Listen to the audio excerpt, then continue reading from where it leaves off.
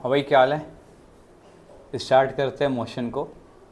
जितना भी NCERT question है सबको रिवाइज करेंगे, ठीक है।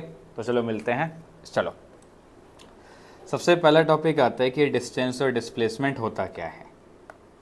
तो अगर हम डिस्टेंस और डिस्प्लेसमेंट की बात करते हैं तो डिस्टेंस के बारे में कुछ बातें आपने याद रखनी है, जिनमें से पहली बात ये है कि जो डिस्टेंस होता है आपका वो क्या होता है, टोटल पाथ जो बॉडी कवर करती है, covered by a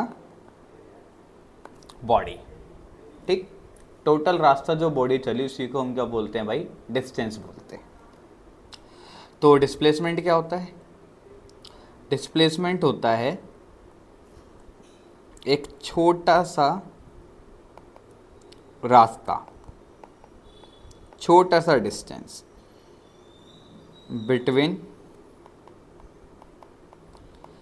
initial and final position का। क्या होता है भाई? एक छोटा सा रास्ता होता है इनिशियल और फाइनल पोजीशन का। कौन? हमारा ये डिस्प्लेसमेंट, ठीक है। और ये हमारे किसकी डेफिनेशन हो गई? ये हमारी डेफिनेशन हो गई डिस्टेंस की, ठीक है भाई। क्लियर है ना चीज़ें? हाँ, चलो। दूसरी चीज़ आप इसकी याद रखना कि जो डिस्टेंस होता है ये हमारी कैसी क्वांटिटी होती है भाई? ये हमारी होती है स्केलर क्वांटिटी। स्केलर क्वांटिटी मतलब एक ऐसी क्वांटिटी जिसके पास ओनली क्या है, सिर्फ डायरेक्शन, सिर्फ मैग्नीट्यूड है, डायरेक्शन नहीं है। यूनिट क्या होती है इसकी? तो एसआई यूनिट डिस्टेंस की भाई याद रखना मीटर होती है। चौथी चीज़ याद रखना, जो डिस्टेंस होता है आपका वो हमेशा या तो बड़ा होता है या बराबर होता है किसके? और आपके ये डिस्प्लेसमेंट के, ठीक है। इतनी बात आपको डिस्टेंस की याद रखनी है। तो डिस्प्लेसमेंट की क्या क्या बातें याद रखनी है? डिस्प्लेसमेंट की याद रखना भैया, ये कैसी क्वांटिटी है? ये आपकी है वेक्टर क्वांटिटी। वेक्टर क्वांटिटी मतलब इसकी डायरेक्शन भी है और मैग्नीट्यूड भी है। और एसआई यूनिट बेटा इसकी मीटर ही है।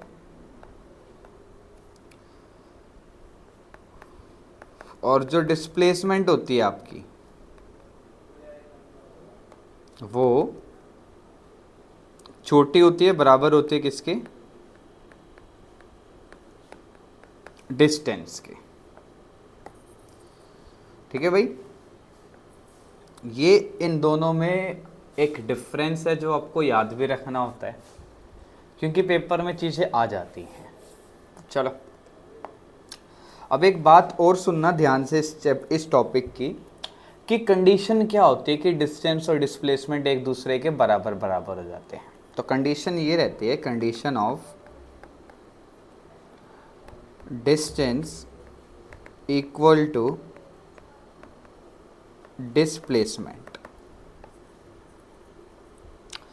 तो जब हम इस कंडीशन की बात करते हैं कि डिस्टेंस डिस्प्लेसमेंट के किस तरीके से बराबर हो सकता है, तो यहाँ पर हम जो बात सीखते हैं या जो समझते हैं वो बात ये होती है कि पहली बात तो जो बॉडी होनी चाहिए वो यूनिफॉर्म मोशन में होनी चाहिए।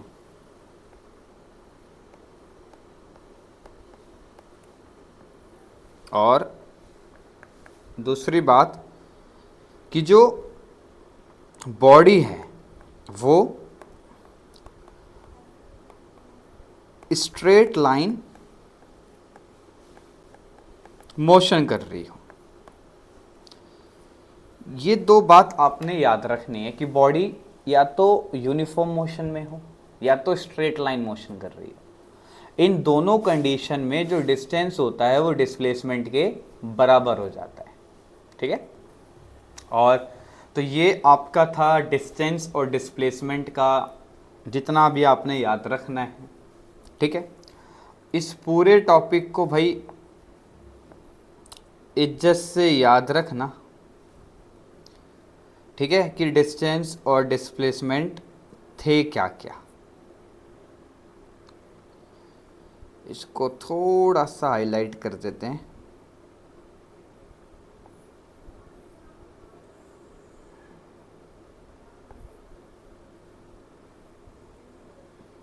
ठीक है, कि डिस्टेंस और डिस्प्लेसमेंट हमारे क्या क्या थे।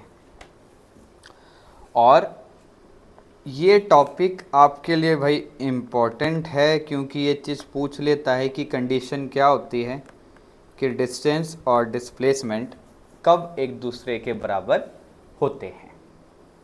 ठीक है, आई होप कि भाई सारी चीज़ें क्लियर हैं, दिख रही है ना। हाँ चलो,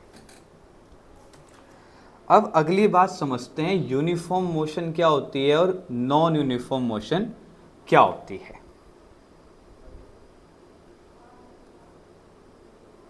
एक मिनट भाई, एक मिनट, इसको थोड़ा, हाँ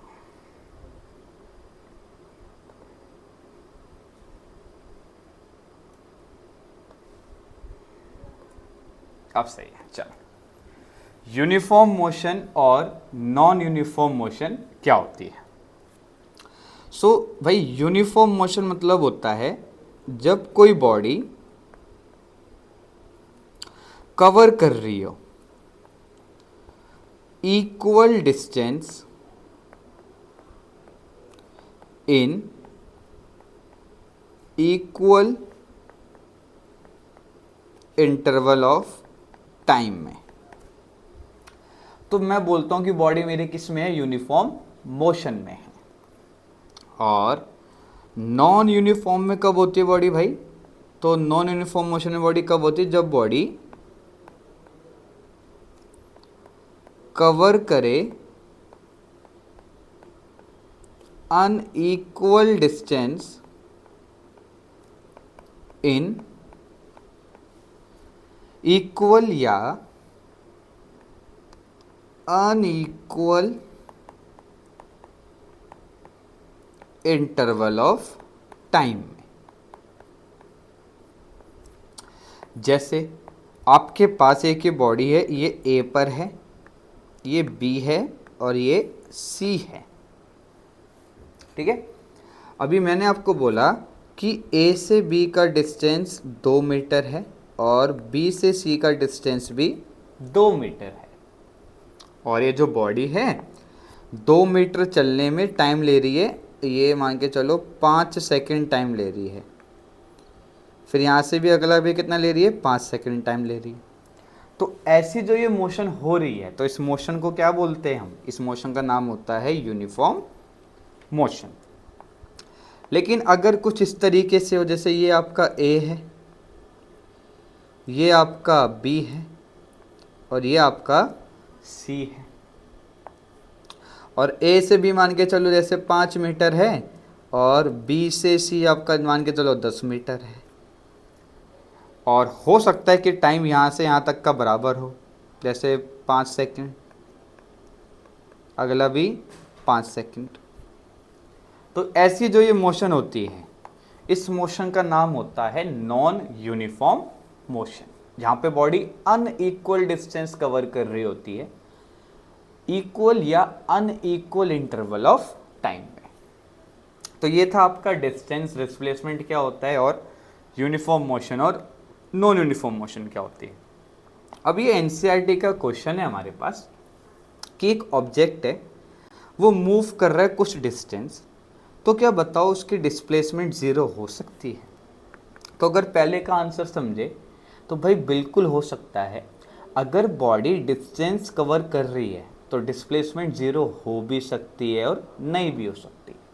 कैसे, जैसे अगर कोई बॉडी सर्कुलर मोशन कर रही है, अब सर्कुलर मोशन में आपको याद रहना चाहिए कि बॉडी का डिस्टेंस तो होता है, कितना होता है बॉडी का डिस्टेंस भाई, 2πr, लेकिन बॉडी की डिस्प्लेसमेंट कितनी आती है उसके अंदर, 0। आई बात समझ भाई। दूसरा क्वेश्चन समझते हैं इसका।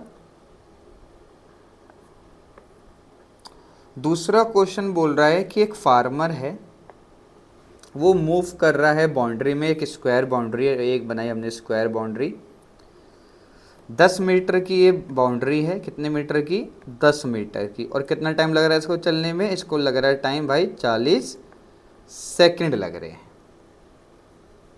पूछ रहा है एक बताओ डिस्प्लेसमेंट क्या होगी, तो अगर टोटल टाइम कितना दिया हो 2 मिनट 20 सेकंड ये टोटल टाइम दिया हुआ है। देखो भाई सबसे फर्स्ट स्टेप क्या होता है ऐसे क्वेश्चंस में, हमने ना पहले इसको कन्वर्ट करना होता है टोटल सेकंड्स में। तो ये हो जाएगा आपके पास 2 मिनट मतलब 120 सेकंड और 20 सेकंड और है, तो टोटल टाइम कितना हो गया 140 सेकंड। ये तो हमारे पास टोटल टाइम आ गया कि 140 सेकंड। अच्छा ठीक है, अभी 40 सेकंड चल रहा है 10 मीटर में, तो यहाँ से जैसे ये A है, ये आपका B है, ये आपका C है और ये आपका D है। तो ये जो बॉडी है A से B जाने में टाइम ले रही 40 सेकंड। तो अब एक बात समझना ध्यान से, इधर गई बोली 40 सेकंड लगे, फिर इधर गई अगेन 40 सेकंड लगे, तो कितने सेकंड हो गए 80 सेकंड हो गए। फिर इधर आई 120 सेकंड, टोटल सेकंड है 140, तो 140 में आधा ही तो चल पाएगी ना, क्योंकि 40 सेकंड में पूरा चक्कर मार रही है, तो 20 सेकंड में आधे ही मारेगी। इसका मतलब ये बॉडी यहाँ पर आ जाएगी, मतलब ये बॉडी यहाँ से चली और घूमती फिरती यहाँ आ गई, ऐसे कुछ हुआ क्वेश्चन में। इसका मतलब ये इसकी क्या हो गई है, ये इसकी हो गई है फाइनल पोजीशन, इसको मैं F से दिखा देता हूँ, और ये इसकी हो गई है यानी ये इसकी हो गई है इनिशियल पोजीशन। अच्छा ठीक है, अब मेरे को क्या निकालना है इसके अंदर भाई, डिस्प्लेसमेंट निकालनी है। भाई डिस्प्लेसमेंट क्या होती है, डिस्प्लेसमेंट होता है छोटा सा रास्ता, ये रहा छोटा सा रास्ता, डिस्टेंस सॉरी इनिशियल और फाइनल पोजीशन के बीच का। तो ये जो छोटा सा रास्ता है ये है कितना भाई, अगर ये टोटल 10 मीटर है तो इसका आधा कितना हो जाएगा बेटा 5 मीटर। तो ये इसका क्वेश्चन का क्या हो गया, आंसर हो गया। इस तरीके से आपको ये क्वेश्चन ट्राई करना है, ठीक है। चलो भाई अगला क्वेश्चन देखते हैं। अगला क्वेश्चन क्या बोलना चाह रहा है हमें, डिस्टेंस और डिस्प्लेसमेंट का। बोल रहा है इनमें से कौन सी चीज़ ट्रू है डिस्प्लेसमेंट की। डिस्प्लेसमेंट कभी जीरो नहीं हो सकती, ऐसा नहीं है भाई डिस्प्लेसमेंट जीरो हो सकती है। Its magnitude is greater than distance travel by the object which is true for displacement. Which of the following is true for displacement. कौन सी चीज़ सही है, it can not be zero, ये ज़ीरो नहीं हो सकती, ये तो गलत है भाई, जीरो तो हो सकती है। और इसका मैग्नीट्यूड भी क्या होता है, इसका मैग्नीट्यूड छोटा होता है, तो दोनों ही यहाँ पे इसके गलत दिखा रहा है, ठीक है। फर्स्ट वाला भी रॉन्ग है, सेकंड वाला भी आपका यहाँ पर रॉन्ग है, क्योंकि जो आपका डिस्प्लेसमेंट होती है ना, इसका जो मैग्नीट्यूड होता है वो छोटा होता है या बराबर होता है किससे, डिस्टेंस से। तो यहाँ पे लिखा हुआ है कि इसका जो मैग्नीट्यूड है वो ज़्यादा होता है किससे, डिस्टेंस से। ना भाई इसका मैग्नीट्यूड कम होता है, तो गलत होगी। दूसरा लिखा हुआ है ये कभी जीरो नहीं हो सकती। क्यों नहीं हो सकती भाई जीरो, डिस्प्लेसमेंट जीरो हो सकती है, तो दोनों यहाँ पे गलत लिखे हुए हैं, ठीक है। चलो अब आगे बढ़ते हैं भाई। आगे भी एक और एनसीईआरटी क्वेश्चन आता है हमारे पास, इसको थोड़ा सा एक्सपेंड कर लेता हूँ और हाँ चलो। बोल रहा है एक एथलीट है, कंप्लीट कर रहा है सर्कुलर ट्रैक। इस तरीके से ये सर्कुलर मोशन, ये सर्कुलर भाग रहा है, और इसका जो बेटा डायमीटर है वो दिया हुआ है 200 मीटर, और 200 मीटर भागने में इसको लगते हैं 40 सेकंड। तो आपको टोटल टाइम अगर दिया हुआ है 2 मिनट 20 सेकंड, इसका मतलब इसको अगर मैं सेकंड्स में कन्वर्ट करूँगा तो 140 सेकंड आ जाएगा। तो हमें क्या निकालना है इसमें, हमें डिस्टेंस निकालना है, कितना डिस्टेंस कवर करेगा, और डिस्प्लेसमेंट निकालना है। चलो ट्राई करते हैं, आ जाओ।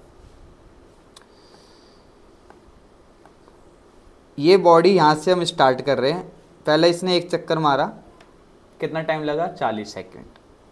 फिर एक और मारा, कितना टाइम लगा, कितने चक्कर हो गए, 2 चक्कर हो गए, कितना टाइम लगा, 80 सेकेंड। एक और मारा, 3 राउंड मारे, 120 सेकेंड।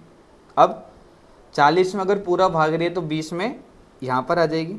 अच्छा, इसका मतलब ये कि अगर ये बॉडी की इनिशियल पोजीशन है तो ये वाली बॉडी की फाइनल पोजीशन है। बॉडी ने राउंड कितने मारे, तो टोटल राउंड की अगर हम बात करें तो टोटल राउंड थे 3, तो बॉडी ने फुल राउंड मारे हैं और एक बॉडी ने हाफ राउंड मारा है। एक बॉडी ने हाफ राउंड मारा है। तो अगर मैं डिस्टेंस की बात करूं तो एक डिस्टेंस का फॉर्मूला होता है 2πr, तो 3 का कितना होगा, 3 × 2πr। और अगर कोई बॉडी सर्कुलर मोशन करती है तो आधा राउंड मारते तो कितना होता है बेटा उसका आंसर, πr। तो टोटल आंसर कितना आ गया, ये 7πr। अब इसको सॉल्व कर लो, 7 × 22/7 इंटू आर के लिए कितनी बेटा, अगर ये देख डायमीटर 200 है तो रेडियस इसका आधा होता है, तो यहाँ पे 100 आ जाएगा। कितना आंसर आ गया बेटा, 2200 मीटर। ठीक, अब मैंने क्या निकालना है, मैंने इसमें निकालनी है डिस्प्लेसमेंट। क्या निकालने है भाई, डिस्प्लेसमेंट। जब भी हम सर्कुलर मोशन की बात करते हैं तो जो डिस्प्लेसमेंट होते हैं वो इस तरीके से रहते हैं, इनिशियल फाइनल के बीच का, उसके डायमीटर के बराबर होते हैं डिस्प्लेसमेंट। याद रखना डिस्प्लेसमेंट हमेशा 2r के बराबर होती है सर्कुलर मोशन में। जब कोई बॉडी सर्कल में घूम रही होगी उसमें, तो 2r मतलब 2 × 100, कितना आंसर हो गया बेटा, 200 मीटर। तो ये था आपका डिस्टेंस और डिस्प्लेसमेंट के क्वेश्चंस। ठीक है, मिलते हैं इसकी नेक्स्ट वीडियो में। गुड बाय, ध्यान रखना, मिलते हैं। ओके, अच्छे से प्रैक्टिस करना यहाँ तक।